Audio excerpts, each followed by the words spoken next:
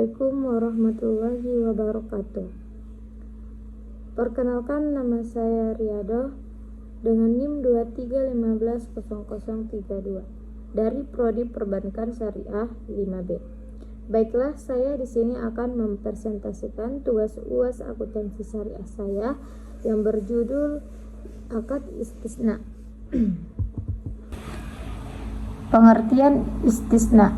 Istisna terbagi dua. Yang pertama istisna dan yang kedua istisna paralel.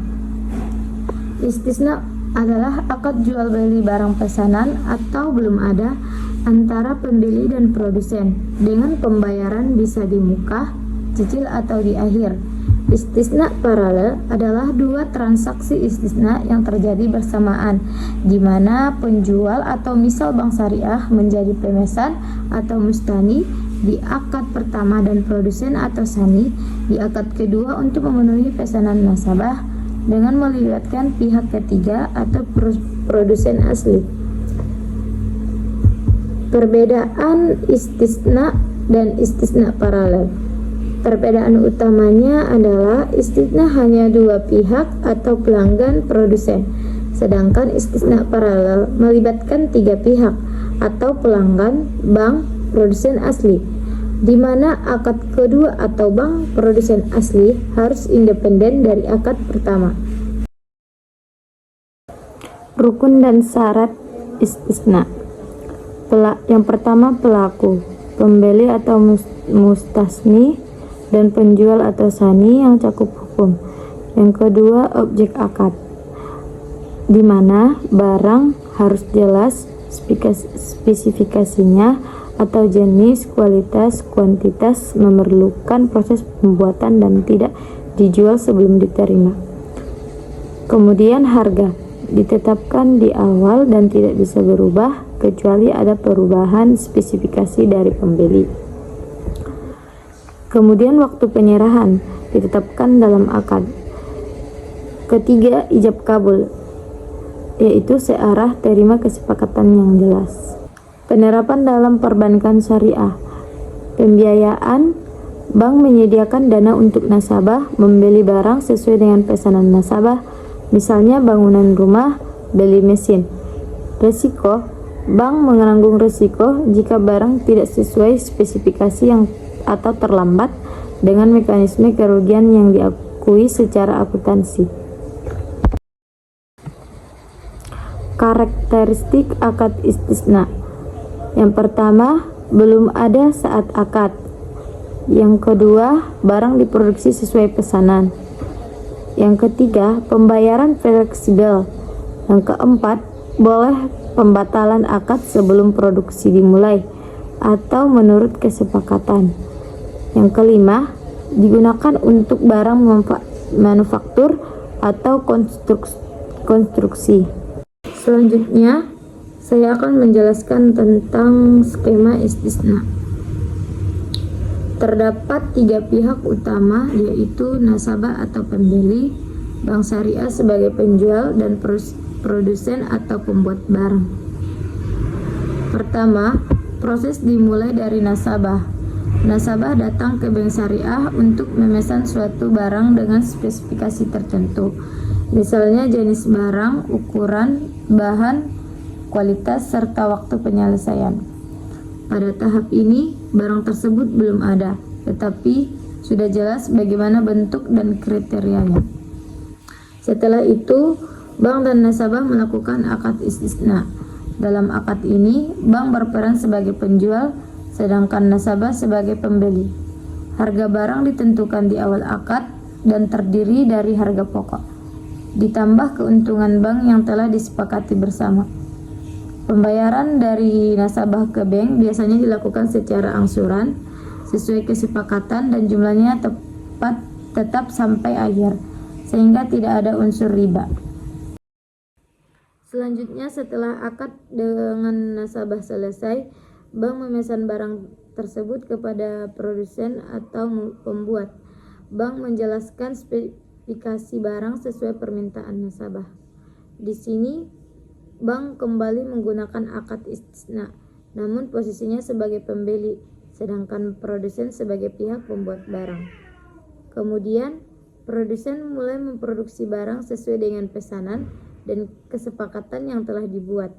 Setelah barang selesai, produsen akan mengirimkan barang tersebut kepada bank, atau dalam praktiknya bisa langsung dikirimkan ke nasabah atau persetujuan bank. Setelah barang diterima, bank menyerahkan barang kepada nasabah. Nasabah memastikan bahwa barang yang diterima telah sesuai dengan spesifikasi yang disepakati di awal akad. Selanjutnya, nasabah melanjutkan pembayaran angsuran kepada bank hingga lunas. Selama masa angsuran, jumlah pembayaran tidak berubah dan tidak dikenakan tambahan apapun di luar kesepakatan. Selanjutnya, skema paralel. Terdapat 3 pihak utama, yaitu nasabah sebagai pemesan barang, bank syariah sebagai perantara sekaligus penjual, dan produsen sebagai pembuat barang. Pertama, proses dimulai ketika nasabah datang ke bank syariah untuk memesan suatu barang yang belum ada, misalnya rumah, gedung, atau barang manufaktur lainnya. Nasabah menyampaikan spesifikasi barang secara rinci seperti desain, ukuran, bahan, kualitas, serta waktu penyelesaian. Setelah semua spesifikasi jelas, bank dan nasabah melakukan akad istisna pertama. Dalam akad ini, bank berperan sebagai penjual dan nasabah sebagai pembeli. Harga ditetapkan di awal dan terdiri dari harga pokok serta keuntungan bank yang telah disepakati bersama. Pembayaran oleh nasabah dapat dilakukan secara bertahap atau angsuran sesuai kesepakatan. Kedua, setelah akad pertama selesai, bank membuat akad istisna kedua dengan produsen. Dalam akad ini, posisi bank berubah menjadi pembeli, sedangkan produsen menjadi pihak yang membuat barang. Bank memesan barang kepada produsen dengan spesifikasi yang sama seperti yang dipesan oleh nasabah. Penting untuk dipahami bahwa kedua akad ini bersifat terpisah. Artinya, akad antara bank dan nasabah tidak bergantung pada akad antara bank dan produsen. Bank tetap bertanggung jawab kepada nasabah meskipun produsen mengalami keterlambatan atau kendala produksi. Selanjutnya, produsen mulai memproduksi barang sesuai pesanan. Selama proses produksi, bank dapat melakukan pengawasan untuk memastikan bahwa barang dibuat sesuai spesifikasi yang telah disepakati. Setelah barang selesai dibuat, produsen menyerahkan barang kepada bank. Namun, dalam praktiknya, pengiriman dapat dilakukan langsung ke nasabah atas izin bank, meskipun tanggung jawab tetap berada pada bank sampai barang diterima oleh nasabah. Setelah itu, bank menyerahkan barang kepada nasabah. Nasabah memeriksa kesesuaian barang dengan akad. Jika sudah sesuai, maka proses penyerahan dianggap selesai. Terakhir, nasabah melanjutkan pembayaran angsuran kepada bank hingga lunas, sesuai dengan kesepakatan awal. Selama masa pembayaran, jumlah angsuran tetap dan tidak berubah, sehingga terhindar dari unsur riba dan ketidakpastian.